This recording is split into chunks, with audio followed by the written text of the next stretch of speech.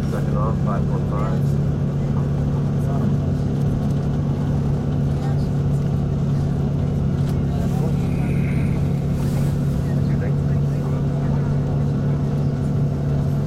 Alright, ladies and gentlemen, we are in the subalpine ecozone, and this forest to our left here is a really good example of a subalpine forest.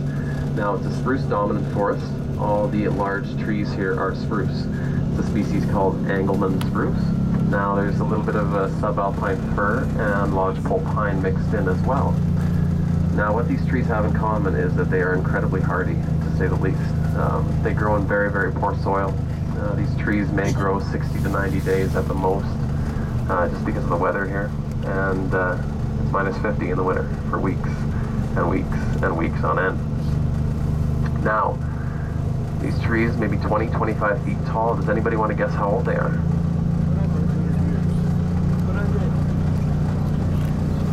$215 years. Actually, these trees are upwards of 460 years old. Yeah, they're not very big, are they? Just kind of a little better example of that. It's just across the valley here. Now, these trees to our left, they're influenced by one glacier. Alright, now those trees across the valley on Mount Snowdome, they have to deal with two glaciers. There's one on this side and there's one on their back side. Now, those trees are the same size as these ones, and they're 800 years old. They're literally some of the slowest growing spruce on Earth right here. Up to our left, Mount Athabasca, 11,500 feet. Now there's a glacier up there. Look at the blue ice there. A few of the crevasses in the distance. Now that glacier is called the Sunwapta Glacier. Now this valley that we're in is the former path of that glacier. And like the Athabasca Glacier, it has receded up valley out of our view.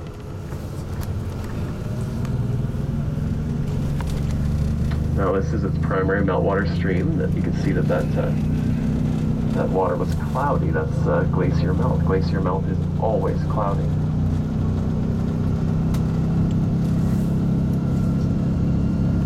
Off to our right here, one of two lateral moraines of the Athabasca Glacier. It's about 5 kilometers long, about 3 miles.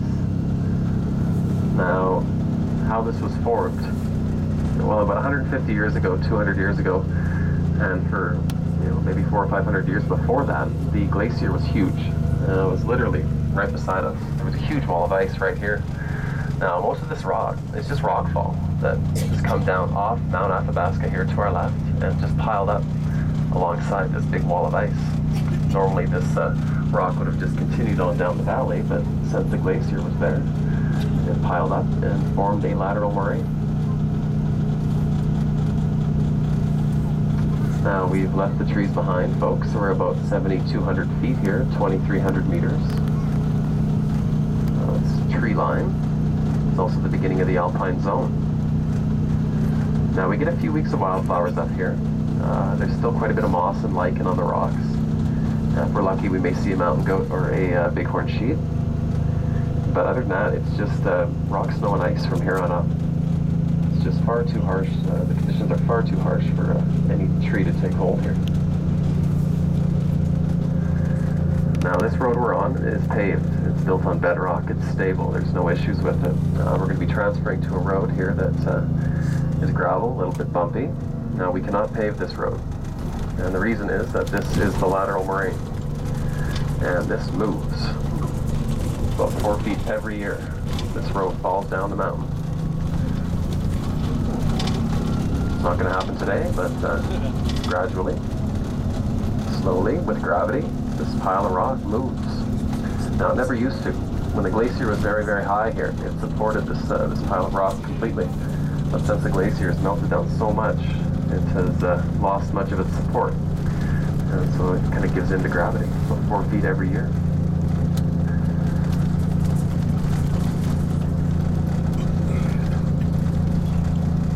Now, ladies and gentlemen, make sure you take everything off the bus with you today, okay? I may not be your driver on the way back down.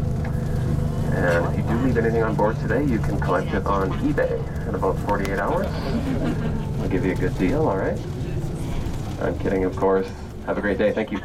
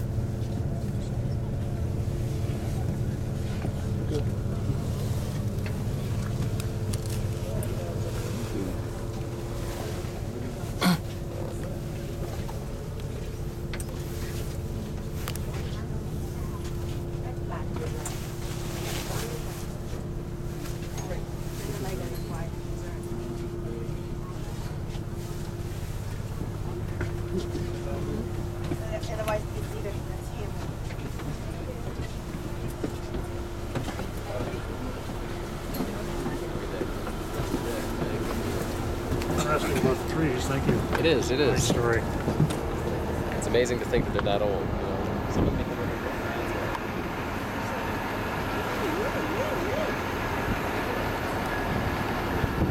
You can grip the ice better when there.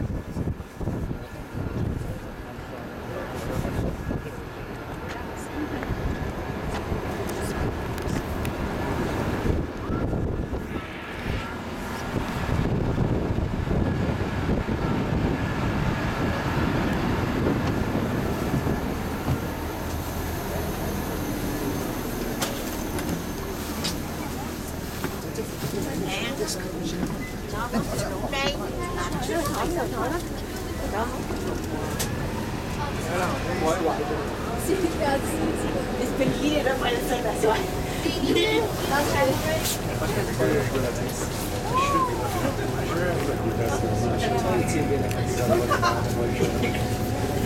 can't if you're a rich idiot.